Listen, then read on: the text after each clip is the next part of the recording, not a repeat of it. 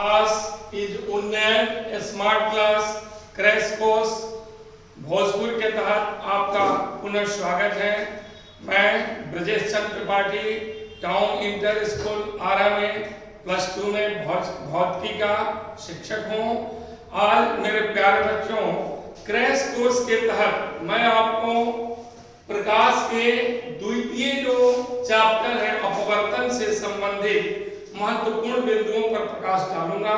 पुनः अपने next class में मैं आपको लेंस और आंख से संबंधित महत्वपूर्ण बिंदुओं, दृष्टि दोष, उसके उपचार इत्यादि बिंदुओं पर प्रकाश डालूंगा।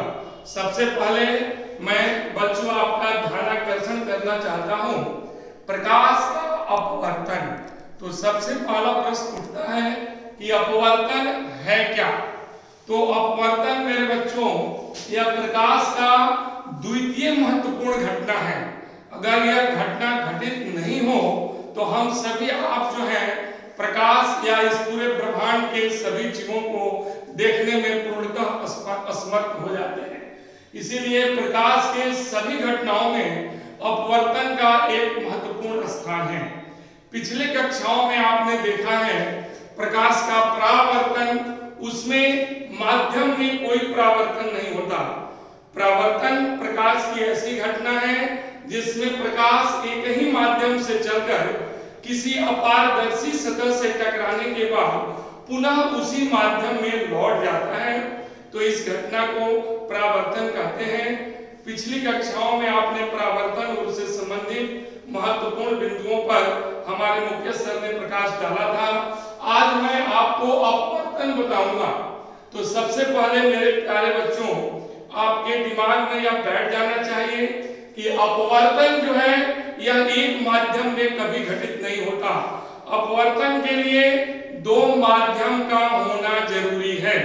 अर्थात प्रकाश जब गति करता है तो याद रखिए मेरे प्यारे बच्चों, प्रकाश में दो गुण होते हैं, एक कण का गुण और दूसरा तरंग का गुण। तो प्रकाश हमेशा तरंग के रूप में गति करता है।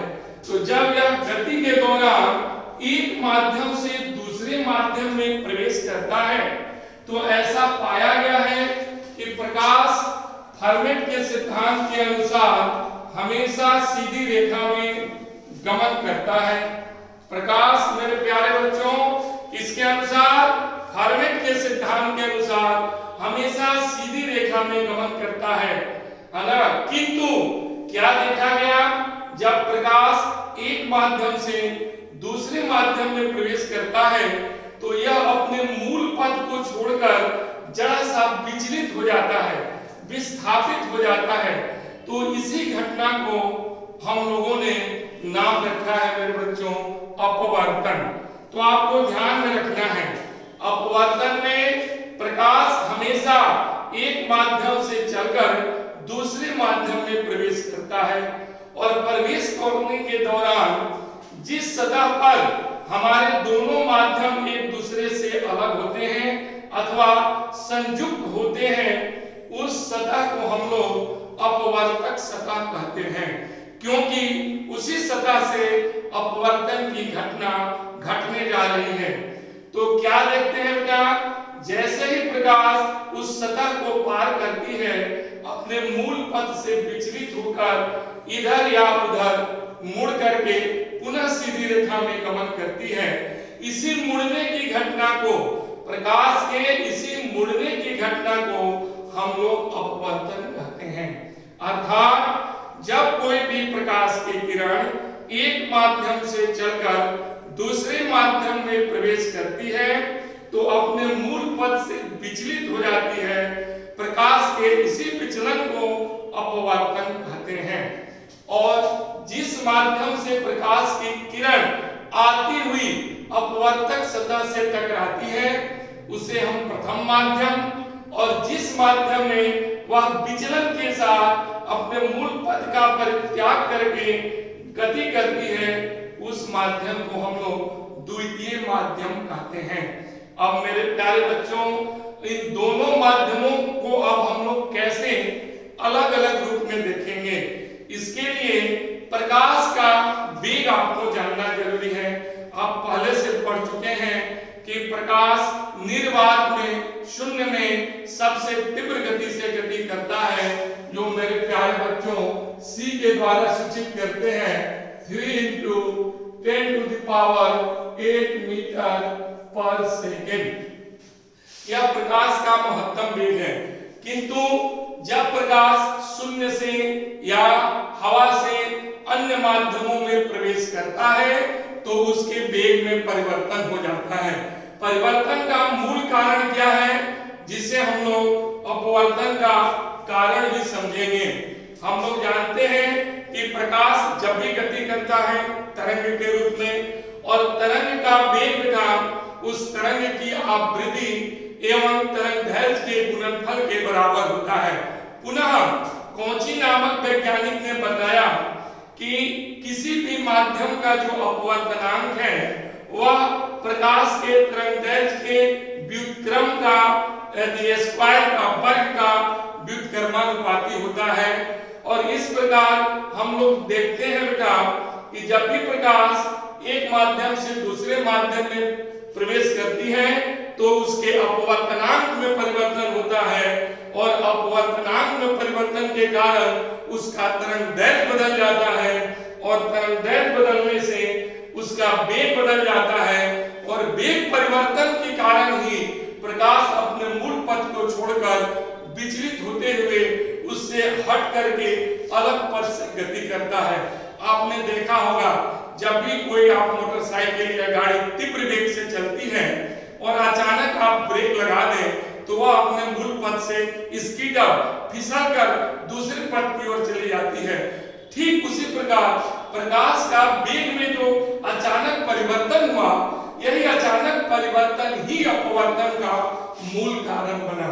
इसलिए मेरे प्यारे बच्चों, वस्तुनिष्ठ प्रश्न के ख्याल से आप हमेशा ध्यान रखेंगे कि प्रकाश का अपवर्तन का मूल कारण क्या है, तो प्रकाश के वेग में परिवर्तन होना। मैं अभी आपको क्लियर कर दूंगा कि हवा में प्रकाश का वेग कितना होता है, ग्लास में कितना होता है, लेकिन उसके पहले मैं आपको बता दूं कि इन माध्यमों को हम लोग कैसे वेग के अनुसार वर्गीकृत करेंगे। तो मेरे प्यारे बच्चों, अपवर्तन के लिए हम लोग माध्यम को सघन माध्यम एवं विरल माध्यम के रूप में परिभाषित करते हैं, और ये दोनों बेटा हो सकता है कि एक ही माध्यम में हो सकते हैं। तो यह दोनों जो वर्गीकरण है इसका मूल आधार प्रकाश का वेग, और दोनों एक दूसरे के सापेक्षिक होते हैं। अर्थात सघन माध्यम किसे कहेंगे भाई, तो कहता है कि जिस माध्यम में प्रकाश का वेग अन्य माध्यमों के सापेक्ष कम होता है उसे हम लोग सघन माध्यम कहते हैं।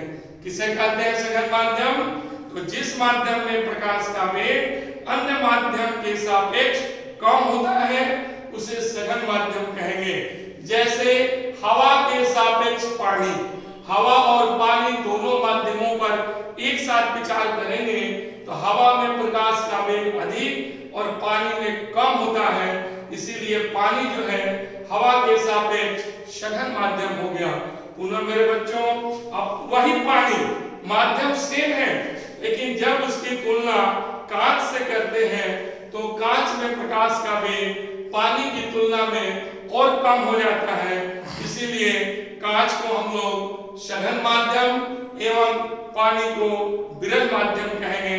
ठीक उसी तरह इसका उल्टा विरल माध्यम क्या है, तो आप बोलेंगे मेरे बच्चों कि जिस माध्यम में प्रकाश का वेग अन्य माध्यमों के सापेक्ष अधिक होता है उसे हम लोग विरल माध्यम कहते हैं।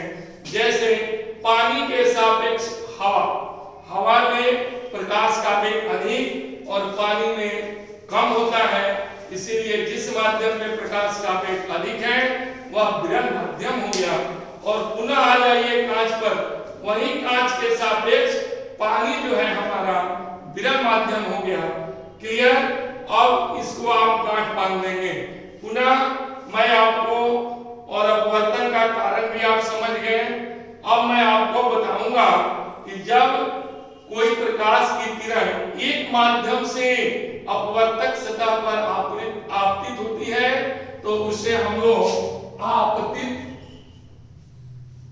किरण, अंग्रेजी में बेटा इंसिडेंट रे कहते हैं। आपतित किरण क्या है? कि जब कोई भी प्रकाश की किरण अपवर्तक सतह से टकराती है एक माध्यम में गति करते हुए, तो उसे आपतित किरण कहते हैं। और पुनः दूसरे माध्यम में जब अपवर्तन के पश्चात प्रकाश अपने पथ से विचलित होकर गति करती है, तो उसे हम लोग अपवर्तित किरण कहते हैं। और आपतन बिंदु जिस बिंदु पर टकराती है, अर्थात जहां से अपवर्तन की क्रिया घटित होती है, उसे हम लोग आपतन बिंदु कहते हैं। और जिस सतह से अपवर्तन की घटना घटित होती है, उसे हम लोग अपवर्तक सतह कहते हैं। क्या कहते हैं? अपवर्तक सतह। तो चित्र में ए भी आपका अपवर्तक सतह हो गया, और पी क्यू आपतित किरण हो गई, और क्यू आर मेरे बच्चों अपवर्तित किरण हो गया। और आपतन और बिंदु पर जो लंब डाले हैं, लंब का मतलब जो अपवर्तक सतह के साथ 90 डिग्री का कोण बनाए, उसे हम लोग अभिलंब कहते हैं। तो इसी तीन चीजों के बीच वैज्ञानिकों ने बेटा संबंध स्थापित करते हुए अपवर्तन के नियमों का प्रतिपादन किया है। और अपवर्तन के जो नियम है, यह दो नियमों में परिभाषित होते हैं। पहला बेटा हमारा एक ब्लैक बोर्ड है। यह ब्लैक बोर्ड हमारा एक तल के रूप में कार्य करता है। तल वह स्थान जिसमें दो प्रकार की दूरियां होती हैं, अर्थात जो दो अक्षों के द्वारा निरूपित हो। तो देखिए एक ही ब्लैक बोर्ड में हमने आपतित किरण को, अपवर्तित किरण को और आपतन बिंदु पर डाले गए अभिलंब तीनों एक ही ब्लैक बोर्ड में हमने खींचा है। यही बेटा हमारा अपवर्तन का प्रथम नियम कहलाता है। अर्थात आपतित किरण, अपवर्तित किरण एवं आपतन बिंदु पर डाला गया अभिलंब तीनों एक ही तल में होते हैं। और मैंने देखा है कॉपी चेक के दौरान मेरे बच्चों पूछा जाता है अपवर्तन के कितने नियम हैं, तो कहीं लड़के 8, 10, 12 लिख दिया करते हैं, लेकिन आप गांठ बांध में परावर्तन का नियम और साथ साथ अपवर्तन के दो ही नियम होते हैं। क्लियर? जिसमें प्रथम नियम मैंने आपको बता दिया। अब द्वितीय नियम जो है यह बड़ा महत्वपूर्ण है, इसे आपका जानना बहुत जरूरी है, क्योंकि इसी से मुझे एक महत्वपूर्ण भौतिक राशि अपवर्तनांक की परिभाषा प्राप्त होती है। लेकिन उससे पहले बेटा मैं आपको पुनः इस चित्र पर ले आता हूं। अभिलंब और आपतित किरण के बीच का जो कोण होता है, इसे हम लोग आपतन कोण कहते हैं। क्या कहते हैं मेरे बच्चों? आपतन कोण, आपतन कोण। और इसे आई के द्वारा सूचित करते हैं। आपतन कोण क्या है? तो आपतित किरण और अभिलंब के बीच के कोण को आपतन का कोण कहते हैं। और चूंकि इंसिडेंट आपतन का पहला लेटर है आई, अतः इसे हम लोग आई अक्षर के द्वारा सूचित करते हैं। पुनः अपवर्तित किरण और अभिलंब के बीच के कोण को हम लोग अपवर्तन का कोण कहते हैं। कौन कोण कहते हैं बेटा? अपवर्तन का कोण।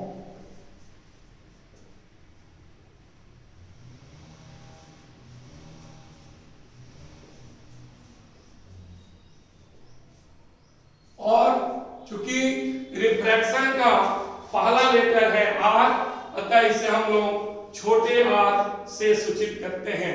इस प्रकार आप स्पष्ट हो गए कि आई हमेशा आपतन कोण को और आर हमेशा अपवर्तन कोण को सूचित करता है।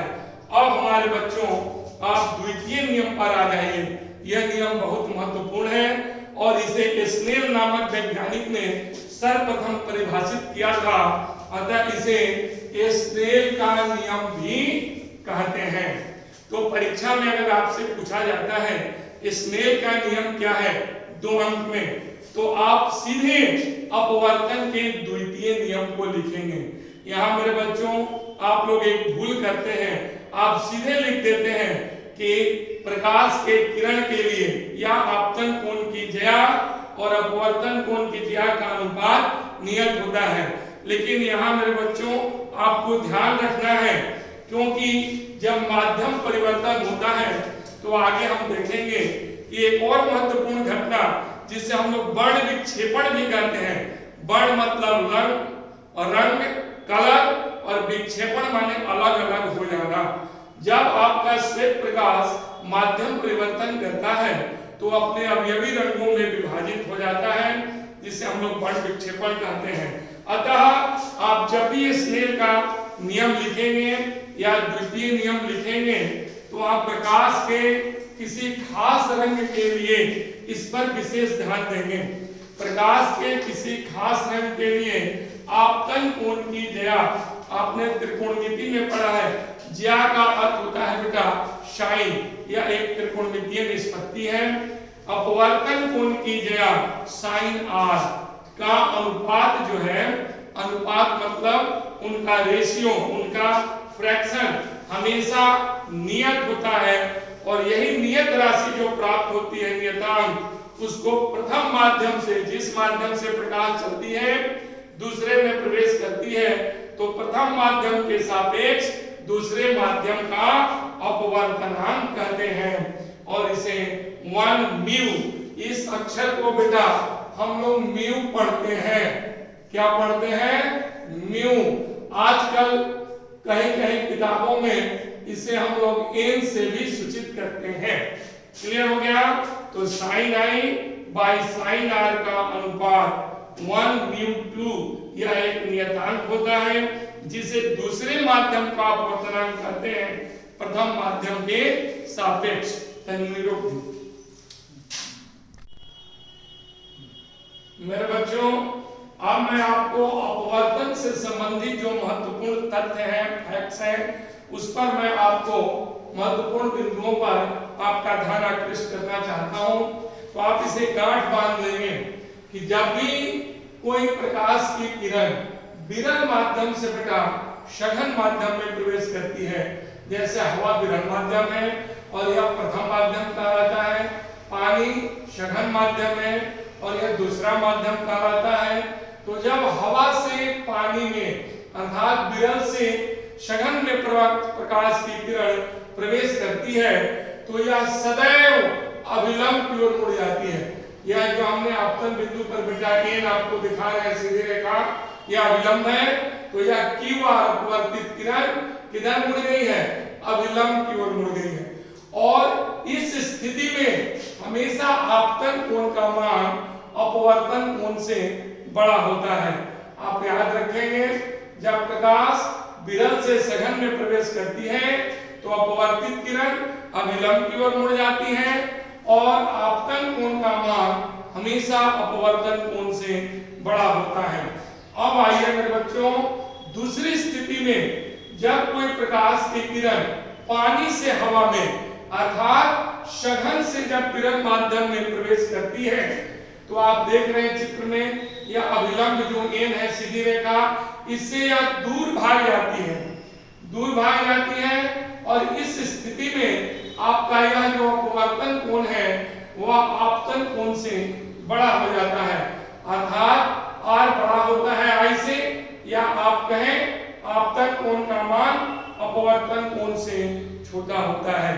तो वस्तुनिष्ठ प्रश्न के ख्याल से बेटा आप इसे जरूर ध्यान रखेंगे कि जब विरल से सघन में प्रकाश प्रवेश करती है तो हमेशा अभिलंब की ओर मुड़ेगी, और जब सघन से विरल में जाती है तो हमें हमेशा अभिलंब से दूर जाएगी, और विरल से सघन में जाएगी तो आपतन कोण का मान अपवर्तन कोण से बड़ा होगा, और जब सघन से विरल में जाएगी तो आपतन कोण का मान अपवर्तन कोण से छोटा होगा, या उल्टा कहिए आप अपवर्तन कोण का मान आपतन कोण से बड़ा होगा।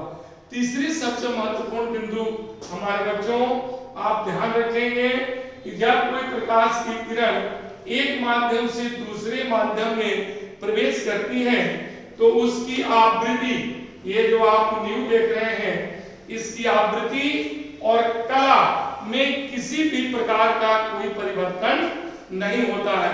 अर्थात प्रथम माध्यम में प्रकाश की जितनी आवृत्ति होती है दूसरे माध्यम में भी प्रकाश की उतनी ही आवृत्ति होगी। और दूसरा कला, कला या आपके लिए चिर परिचित जो शब्द है, इससे आप घबराएंगे नहीं।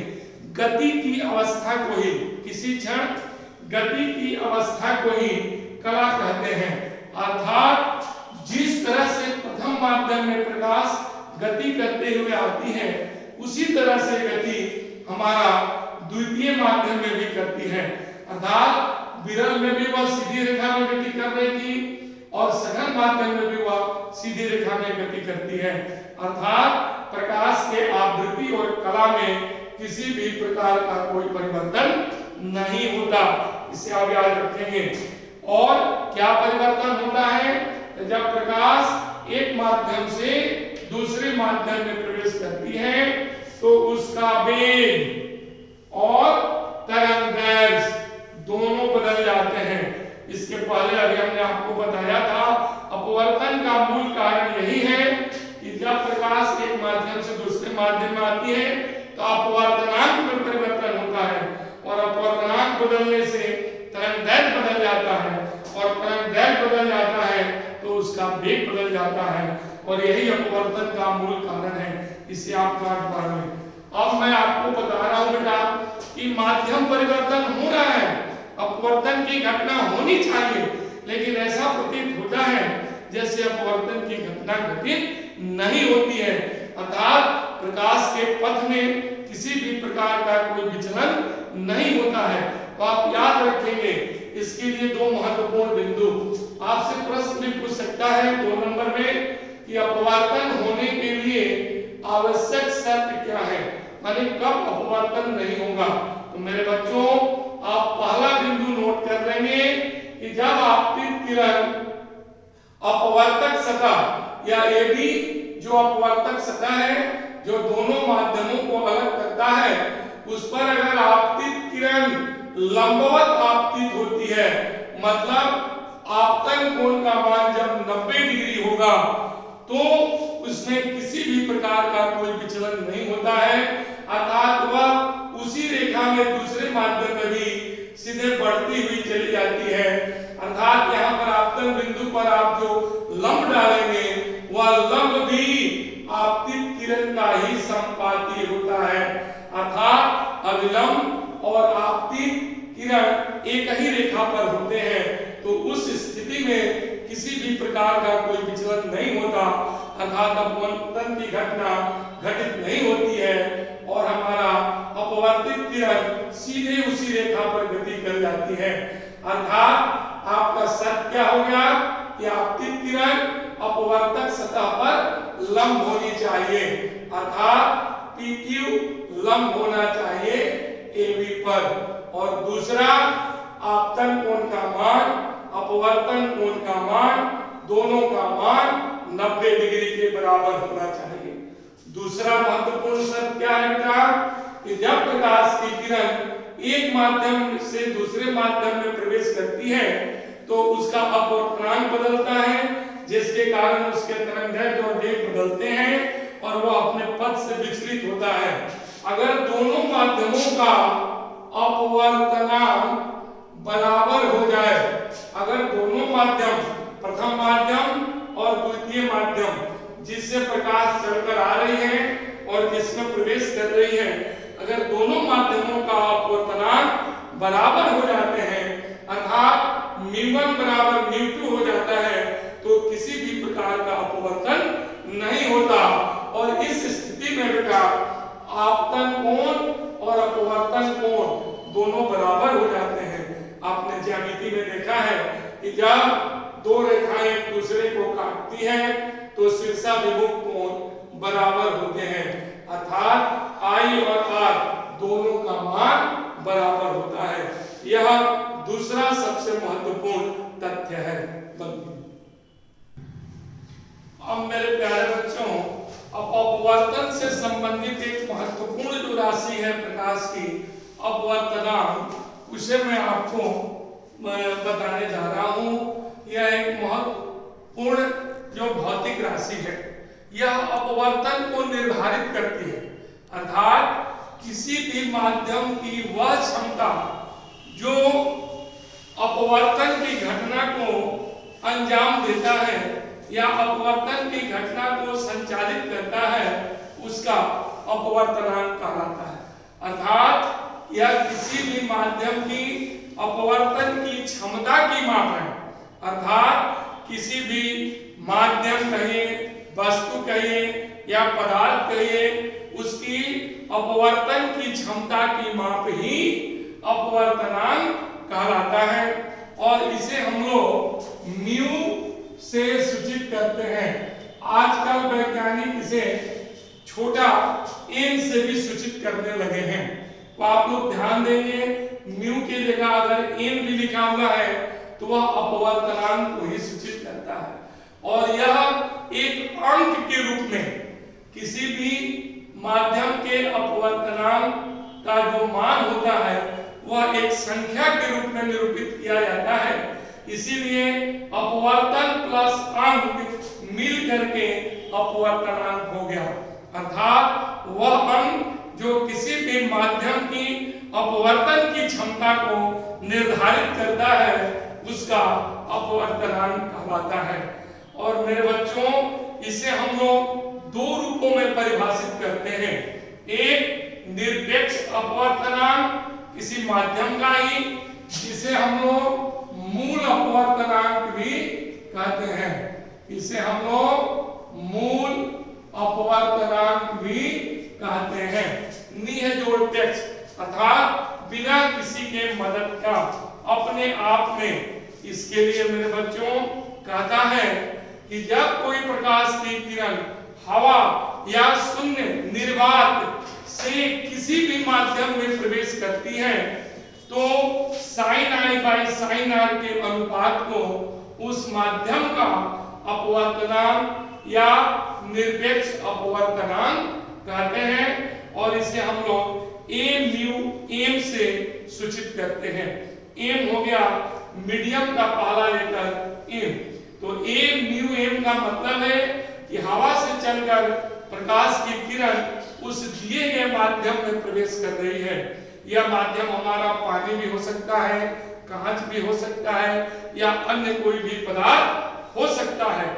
लेकिन हवा जो है यह निर्वात या शून्य का भी परिचायक है।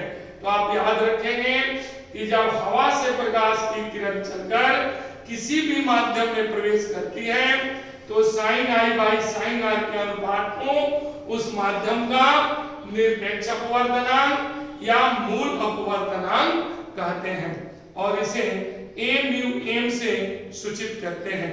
तो पहला आपको सूत्र मिल गया मेरे बच्चों, ए म्यू एम बराबर sine i by sine r. इसे आप याद रखेंगे। पुनः इसी राशि को मैं दूसरे रूपों में परिभाषित करता हूं। शून्य या हवा में प्रकाश का वेग महत्तम होता है जो एक नियतांक होता है। इसीलिए प्रकाश के वेग को हवा में हम लोग c से सूचित करते हैं और दिए गए माध्यम में प्रकाश के वेग को vm से लिखते हैं। v मतलब वेलोसिटी, वेग। अर्थात हवा में प्रकाश का वेग और दिए गए माध्यम में प्रकाश के वेग के अनुपात को भी इस माध्यम का निरपेक्ष अपवर्तनांक या मूल अपवर्तनांक कहते हैं और इसे हम लोग एम म्यू एम से सूचित करते हैं। इस प्रकार हम लोग क्या देख रहे हैं बेटा, समीकरण 1 और 2 से हमारा ए म्यू एम जो हो गया यह साइन आई बटा में साइन आर और यही बराबर हो गया सी बटा भी के भी। यह संबंध आपको आंकिक प्रश्नों को, न्यूमेरिकल्स को हल करने में आपकी मदद करेगा। पुनः मैं आपको बताया था कि वेग जो होता है प्रकाशीय तरंग के आवृत्ति और उसके तरंग दैर्घ्य के गुणनफल के बराबर होता है। अर्थात हवा में हम प्रकाश के वेग को न्यू आवृत्ति गुना लेमडा सी माने हवा में प्रकाश का तरंग दैर्घ्य और दिए गए माध्यम में मैंने बताया था आवृत्ति में कोई परिवर्तन नहीं होता तो इस माध्यम में भी न्यू गुना लेमडा एम। एम का मतलब माध्यम, न्यू न्यू मेरे बच्चों कट गया और लेमडा सी बटा में लेम्डा एम, अर्थात निर्वात या हवा में प्रकाश के तरंगदैर्घ्य और दिए गए माध्यम में प्रकाश के तरंगदैर्घ्य का अनुपात भी इसी माध्यम का निरपेक्ष अपवर्तनांक या मूल अपवर्तनांक कहलाता है। इसीलिए मेरे बच्चों आप a म्यू m बराबर sine i by sine r c बटा v और लेम्डा c बटा में लेम्डा m, ये तीनों एक दूसरे के बराबर होते हैं और एक दूसरे से संबंधित होते हैं। इसे आप याद कर लें, यह आपको आंतरिक प्रश्नों को हल करने में मदद करेगा और मैं बताऊंगा आगे। अब आ जाइए बेटा, अपवर्तनांक का दूसरा रूप होता है सापेक्षिक अपवर्तनांक। सापेक्षिक का अर्थ होता है बेटा तुलनात्मक, माने एक माध्यम के सापेक्ष दूसरे का, अर्थात जब प्रकाश की किरण प्रथम माध्यम से दूसरे माध्यम में प्रवेश करती है तो sine i by sine r के अनुपात को दूसरे माध्यम का प्रथम माध्यम के सापेक्ष उसका सापेक्षिक अपवर्तनांक कहते हैं और इसे हम लोग 1 म्यू 2 से सूचित करते हैं। अर्थात ये जो सेकेंड वाला आपके दाहिने तरफ जो 2 निर्देश कर रहा है, इस दूसरे माध्यम का सापेक्षिक अपवर्तनांक होगा प्रथम माध्यम के सापेक्ष। पुनः मेरे बच्चों, प्रथम माध्यम में अगर प्रकाश का वेग v1 है, दूसरे माध्यम में प्रकाश का वेग v2 है, तो पुनः हम लोग सापेक्षिक अपवर्तनांक को उन दोनों वेगों के अनुपात के द्वारा भी निर्धारित करते हैं। अर्थात प्रथम माध्यम में प्रकाश का वेग एवं दूसरे माध्यम में प्रकाश के वेग के अनुपात को भी दूसरे माध्यम का प्रथम माध्यम के सापेक्ष सापेक्षिक अपवर्तनांक कहते हैं। अर्थात 1 म्यू 2 बराबर v1 बटा v2 होता है। अब इसी तरह से वेग प्रथम माध्यम में आवृत्ति नहीं बदलेगी, तरंगदैर्घ्य बदलेगा, तो न्यू इंटू लेम्डा 1, माना कि प्रथम माध्यम में तरंगदैर्घ्य लेम्डा 1 है और दूसरे माध्यम में तरंगदैर्घ्य लेम्डा 2 है, तो v2 का मान हो गया न्यू इंटू लेम्डा 2, पुनः आवृत्तियां कट गई और 1 म्यू 2 का मान आपका आ गया लेम्डा 1 बटा में लेम्डा 2। अर्थात मेरे बच्चों, प्रथम माध्यम में प्रकाश के तरंगदैर्घ्य का मान और दूसरे माध्यम में तरंगदैर्घ्य के मान के अनुपात को भी दूसरे माध्यम का सापेक्षिक अपवर्तनांक कहते हैं और इसका भी संकेत मेरे बच्चों 1 म्यू 2 ही होगा। अर्थात सापेक्षिक अपवर्तनांक 1 mu 2 sine i by sine r के द्वारा भी निरूपित होता है, v1 बटा में v2 के द्वारा भी निरूपित होता है और लेम्डा 1 बटा में लेम्डा 2 के द्वारा भी निरूपित होता है। इस संबंध को आप हमेशा याद रखेंगे। क्लियर? अब मैं आपको बताऊंगा कि जब कोई भी व्यक्ति सघन माध्यम में खड़ा होकर विरल माध्यम में किसी वस्तु को देखेगा तो वह वस्तु उसको कहाँ दिखाई देगी और उनके बीच क्या संबंध होता है, या विरल माध्यम से खड़े होकर जब कोई व्यक्ति सघन माध्यम में किसी वस्तु को देखेगा तब क्या होता है। अब मेरे बच्चों, आपको मैं बताना जा रहा हूं जो आप अपने दैनिक जीवन में अपवर्तन से संबंधित जो प्रमुख घटनाएं आप देखते हैं। अर्थात जब आप विरल माध्यम में खड़े होकर सघन माध्यम में किसी वस्तु को देखते हैं तो वस्तु आपको कहाँ दिखाई देगी।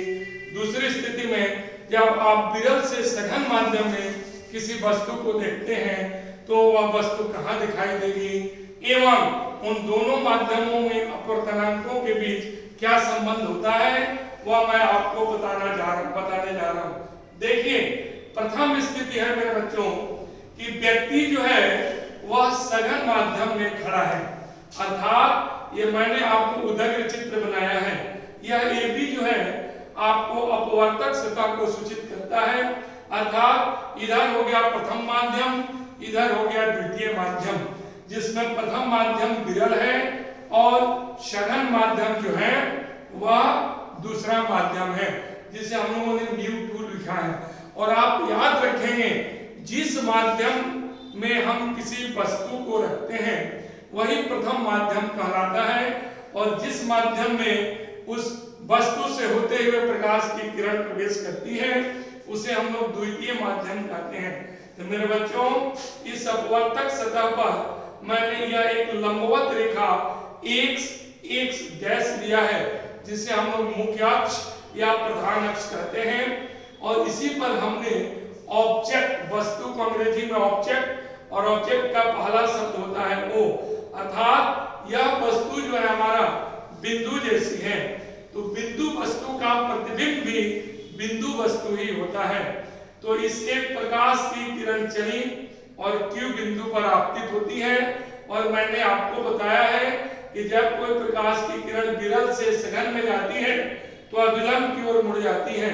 तो यह किरण O से चलकर Q बिंदु पर आपतित होते हुए QR की दिशा में की ओर मुड़ जाती है, और आप मानिए कि यहाँ कोई व्यक्ति, आप स्वयं खड़े हो और यह किरण आपको दिखाई दे रही है, अर्थात जब आप वस्तु O को देखेंगे सघन माध्यम में खड़े होकर तो QR अपवर्तित किरण आपके आंखों में प्रवेश करेगी, जिसे हम लोग पीछे की ओर बढ़ाते हैं तो वह प्रधान अक्ष के I बिंदु पर आकर कटती है। तो आप लोग पढ़ चुके हैं कि जब अपवर्तित किरण किसी बिंदु पर कटती हुई प्रतीत होती है तो वहां वस्तु का आभासी प्रतिबिंब बनता है, और वास्तविक रूप से कटती है तो वहां वास्तविक प्रतिबिंब बनता है, अर्थात O का आभासी प्रतिबिंब I पर इस व्यक्ति को दिखाई देगा। अर्थात अपवर्तक सतह से हमारा जो यह वस्तु O है उसकी दूरी है U, और वस्तु दूरी को मेरे बच्चों U से सूचित करते हैं, और O का प्रतिबिंब बना I पर, और प्रतिबिंब की दूरी को हम लोग V से सूचित करते हैं, और यही हो गया आपका जो है ध्रुव। तो इस स्थिति में क्या देखते हैं कि जब सघन में हम खड़े होकर विरल माध्यम में वस्तुओं को देखते हैं तो वह वस्तु अपने मूल स्थान से दूर दिखाई देती है। क्या दिखाई देती है? दूर। तो सघन से विरल में किसी वस्तु को देखने पर वह अपने मूल स्थान से दूर दिखाई पड़ती है, अर्थात प्रतिबिंब दूरी हमेशा वस्तु दूरी से बड़ा होगा और आपतन कोण अपवर्तन कोण से बड़ा होता है। पुनः अब मेरे बच्चों आ जाइए दूसरी स्थिति में। इस स्थिति में जिस माध्यम में हमारा वस्तु है वह प्रथम माध्यम सघन है, और जिस माध्यम में कोई व्यक्ति खड़ा है वह दूसरा माध्यम विरल है। तो मेरे बच्चों, मैं आपको बता चुका हूं कि सघन माध्यम से विरल माध्यम में जब कोई प्रकाश की किरण चलती है तो वह अपने मूल स्थान से विचलित हो जाती है। किधर विचलित होती है? तो अभिलंब से दूर भागती है, अभिलंब से दूर भागती है। और इस प्रकार हम क्या देख रहे हैं बेटा कि इसको जब पीछे बढ़ाते हैं हम इस स्थिति में अपवर्तित किरण को, तो वह प्रधान अक्ष के इस बिंदु पर आकर मिलता है तो O का प्रतिबिंब बना। इस स्थिति में भी इसका आभासी और काल्पनिक प्रतिबिंब भी आपको दिखाई देगा, अर्थात विरल से सघन में हम जब किसी वस्तु को देखते हैं तो वो अपने मूल स्थान से नजदीक दिखलाई पड़ती है, अर्थात अपवर्तक सतह से इसकी दूरी कम हो जाती है। और इस प्रकार यह U वस्तु दूरी है और V प्रतिबिंब दूरी है। तो इस स्थिति में हमारा V का मान वस्तु दूरी से कम हो जाता है। और इस प्रकार अब हमारा वस्तु दूरी और प्रतिबिंब दूरी और दोनों माध्यमों के बीच अपवर्तनांकों में क्या संबंध होता है, तो आप सूत्र को याद कर लेंगे, सिद्ध करने की आवश्यकता नहीं है। प्रतिबिंब दूरी बराबर होता है μ2 बटा μ1, अर्थात दूसरे माध्यम का अपवर्तनांक भागा प्रथम माध्यम का अपवर्तनांक गुना वस्तु की दूरी। और इस प्रकार आप प्रतिबिंब की दूरी हमेशा ज्ञात कर सकते हैं। अब मेरे बच्चों, एक मैं महत्वपूर्ण सिद्धांत आपको बताऊंगा, उत्क्रमणीयता का सिद्धांत। यह भी जो है वस्तु के माध्यम के अपवर्तनांक से संबंधित है।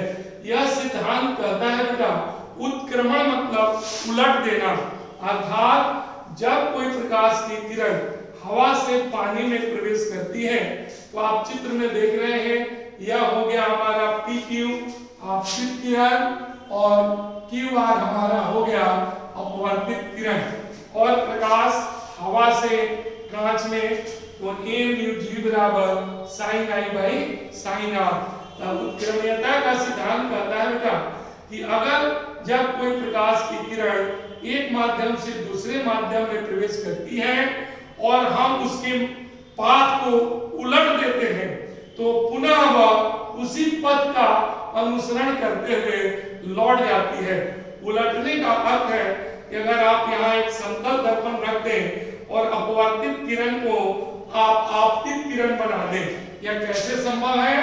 तो जब दर्पण को आप अपवर्तित किरण के लंबवत रखते हैं तो जितना आपतन कोण उतना ही परावर्तन कोण, तो लंबवत आपतित होगा अपवर्तित किरण दर्पण पर और यह लंबवत ही परावर्तित हो जाएगा। अर्थात जब आप पानी से हवा में प्रकाश के पथ को लौटाते हैं वापस तो यह अपवर्तित किरण ही आपतित किरण बन जाता है और यह आपतित किरण ही उत्कीर्णता के सिद्धांत के अनुसार अपवर्तित किरण बनेगा। अर्थात इस स्थिति में पानी से हवा में जब प्रकाश की किरण प्रवेश करेगी तो R की आपतित किरण और QP हमेशा अपवर्तित किरण होगा और इसके लिए G mu A बराबर यह हमारा हो जाएगा आपतन कोण और I हो जाएगा अपवर्तन कोण sin I by R बटा sin I। और इसको मेरे बच्चों अगर आप उलट देते हो 1 बटा G mu A तो sin I by sin R और इसका मान आपको पता है A mu G। अर्थात जब भी A mu G को आप इन्वर्स करोगे तो उनका जो है यह अपवर्तनांक का जो इंडेक्स है यह बदल जाता है, G mu A हो जाता है।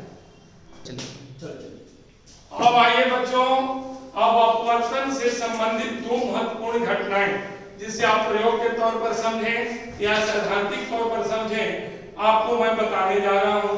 एक कांच के टुकड़े से अपवर्तन, अर्थात एक ऐसा टुकड़ा हो जो निश्चित मोटाई का भी हो। अब मान लिया कि ABCD एक कांच का टुकड़ा है जिसका की थिकनेस कहिए मोटाई हमारा T है और यह हवा में रखा हुआ है। जब इसे हवा में रखेंगे मेरे बच्चों तो हवा से कांच में प्रकाश की किरण प्रवेश करेगी और पुनः कांच से हवा में प्रकाश की किरण प्रवेश करेगी। अर्थात कांच के स्लैब से दो चरणों में अपवर्तन संपन्न होता है। एक उसके ऊपरी सतह से जिसे हमने AB अपवर्तक सतह के रूप में आपको दिखाया है और दूसरा उसके निचले सतह से जो CD के रूप में मैंने आपको बताया है। अर्थात कांच के ऊपर हवा और कांच के नीचे भी हवा, अर्थात कांच दो माध्यम अर्थात हवा और कांच मैं आपको पहले पढ़ा चुका हूं। तो इसके पहले सतह के लिए हमारा प्रकाश की किरण PQ जो है यह विरल से सघन में प्रवेश करती है। अर्थात अपवर्तित किरण अविलंब एक की ओर मुड़ जाती है और यह हमारा I आपतन कोण और R हो गया अपवर्तन कोण और QR अपवर्तित किरण। अब पुनः जब यह किरण कांच में प्रवेश करने के बाद उसके निचले सतह CD से टकराती है और चूंकि यह पारदर्शी माध्यम है तो पुनः प्रकाश की किरण इसे पार करते हुए हवा में आएगी। अर्थात इस केस में CD सतह के लिए प्रकाश सघन से विरल में प्रवेश करती है तो यह जो है वह अविलंब से दूर भाग जाती है। अर्थात वह RS पथ का अनुसरण करती है या RS किरण कहिए। तो प्रकाश के नियम के अनुसार जब कोई प्रकाश की किरण एक माध्यम से चलकर दूसरे माध्यम में प्रवेश करते हुए पुनः उसी माध्यम में बाहर आ जाती है प्रथम माध्यम में ही, तो इस अपवर्तित किरण को हम लोग निर्गत किरण कहते हैं। अंग्रेजी में बेटा इसे हम लोग इमर्जेंट रे कहते हैं। इमर्जेंट रे कहते हैं। क्योंकि इमर्जेंट का पहला अक्षर ई है, अतः इस अविलंब और अपवाद निर्गत किरण के बीच के कोण को हम लोग निर्गत कोण कहते हैं। और मेरे बच्चों, पहला सतह के लिए MUG बराबर sine i by sine r आप जानते हैं। दूसरे सतह में कांच से हवा में तो GMUA साइन आर बटा में मेरे बच्चों साइन ई। और इस प्रकार आप इसे सिद्ध करेंगे उत्क्रमणीयता के सिद्धांत से, तो आपतन कोण हमेशा निर्गत कोण के बराबर होता है। और इसके आपतित किरण के पाथ को हम आगे जब बढ़ाते हैं S डैश तक, तो क्या देखते हैं कि आपतित किरण और निर्गत किरण हमेशा दोनों समानांतर होते हैं। और यह जो इसका मूल पथ है, ये जो आप PS डैश देखते हैं, और इस प्रकार यह डी विस्थापन से विस्थापित हुए दूसरे सतह से निर्गत किरण जो है हमारा बाहर आती है। और इसी विस्थापन को हम लोग मेरे बच्चों पार्श्विक विस्थापन कहते हैं। तो आप याद रखेंगे, जब भी कांच की सतह से या टुकड़े से कोई प्रकाश की किरण गुजरती है तो अपवर्तन दो चरणों में होता है। और इसके लिए आपतन कोण और निर्गत कोण का मान हमेशा बराबर होता है। और आपतित किरण PQ और निर्गत किरण RS हमेशा समानांतर होते हैं, हमेशा समानांतर होते हैं। और ये जो डी दूरी से यह विस्थापित होता है, यह निर्भर करता है मेरे बच्चों कांच की मोटाई और आपतन कोण और अपवर्तन कोण के अंतर की ज्या और अपवर्तन कोण की कोज्या के अनुपात के बराबर। अगर आपको इससे प्रश्न आता नहीं है, अगर आएगा तो इसे आप लोग याद रखेंगे। अब मैं जो आपसे बराबर पूछा जाता है प्रश्न कि जब कोई भी वस्तु एक माध्यम से दूसरे माध्यम में प्रवेश करती है तो हमें हमेशा, आपको मैं पहले भी बता चुका हूं कि सघन या विरल माध्यम से जब आप वस्तु को देखते हैं तो अपने मूल स्थान पर न दिखाई देकर अलग दिखाई पड़ती है। तो उस स्थिति में उनके वास्तविक गहराई और आभासी गहराई और जिस माध्यम में वो वस्तु स्थित है उसके अपवर्तनांक के बीच क्या संबंध होता है। आप घर पर एक सिंपल प्रयोग कर सकते हो। एक कांच के बीकर ले लो या बाल्टी ले लो, उसमें पानी भरकर उसमें एक सिक्का डाल दो, वह सिक्का उसके पेंदी में चला गया और मान लिया बेटा यही वस्तु है। और जब आप इसे बाहर से देखते हो मेरे बच्चों तो यह सिक्का ऊपर न दिखाई देकर आई स्थान पर दिखाई देता है। तो इसका मूल कारण है अपवर्तन। पानी हो गया बेटा सघन माध्यम, तो प्रकाश, ये सिक्के से जब प्रकाश की किरण चलती है तो मैं आपको पहले भी बता चुका हूं कि अगर इससे सीधी किरण या P, Q और R अगर लंबवत गुजरती है तो मैंने बताया कि अगर आपतित किरण अपवर्तक सतह पर लंबवत है तो उसमें किसी भी प्रकार का कोई विचलन या अपवर्तन नहीं होता है। पुनः मैं दूसरा किरण लिया हूं मेरे बच्चों OP जो है यह तिरछी किरण है और यह P सतह पर आपतित होती है और यह सघन माध्यम और विरल माध्यम में हवा में जब प्रवेश करती है तो वह विलंब से दूर भाग जाती है। और इस प्रकार यह अपवर्तित किरण जब हमारी आंखों में पड़ती है और इसको पीछे बढ़ाते हैं तो ये दोनों किरणें एक दूसरे को आई बिंदु पर काटती हुई प्रतीत होती हैं। अतः सिक्के का आभासी काल्पनिक प्रतिबिंब आई पर बनता है और सिक्का आपको पेंदी में न दिखाई देकर उससे एक से दूरी ऊपर उठता हुआ आई स्थिति में दिखाई देता है। और इसी को हम लोग ये सिक्का की पेंदी और अपवर्तक सतह से जो इसकी गहराई है इसको हम लोग मूल गहराई और वस्तु O माने ऑब्जेक्ट, इसे हमने O से सूचित किया है HO और प्रतिबिंब बना इसका I पर, उसके लिए हमने I लिखा है इमेज और H मतलब हाइट। तो ये इसकी आभासी गहराई हो गई, अर्थात यह अपने मूल गहराई से सतह से नजदीक दिखाई पड़ता है। और दोनों के बीच क्या संबंध होता है, तो यहाँ दूसरा सघन माध्यम है पानी, तो मूल जो है यहाँ पर अपवर्तन का कारण आपका पानी है। तो पानी और सिक्के के वास्तविक गहराई और आभासी गहराई में मेरे बच्चों क्या संबंध होता है आपको सिद्ध नहीं करना है। आप याद रखोगे कि वास्तविक गहराई अब बटा में आभासी गहराई जो होती है सिक्के की, इन दोनों का अनुपात हमेशा पानी के अपवर्तनांक के बराबर होता है।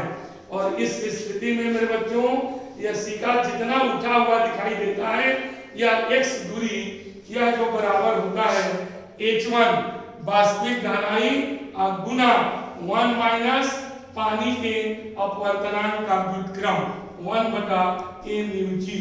और इस विस्थापन को हम लोग, चूंकि सिक्का सीधे ऊपर की ओर उड़ जाता है, ऐसा नहीं कि वो है तो सिक्का उठकर इधर या इधर आ जाता है, एकदम सीधा लंबवत ऊपर की ओर उठता है, इसीलिए इस विस्थापन को हम लोग उदर विस्थापन कहते हैं। और यह हमेशा वास्तविक गहराई गुना 1 माइनस पानी के या दिए गए माध्यम के अपवर्तनांक के व्युत्क्रम के गुणनफल के बराबर होता है। बस अब तक आप अपवर्तन और अपवर्तन के कारण और नियम देखें। अब मैं अपवर्तन से जुड़ी महत्वपूर्ण बिंदुओं को आपको बताऊंगा जो आपके एग्जामिनेशन पॉइंट ऑफ व्यू से बहुत ही आवश्यक है। मेरे बच्चों, पहला तथ्य आप याद रखेंगे कि जब भी कोई प्रकाश की किरण विरल माध्यम से सघन माध्यम में प्रवेश करती है, जब भी कोई प्रकाश की किरण विरल माध्यम से सघन माध्यम में प्रवेश करती है तो अपवर्तन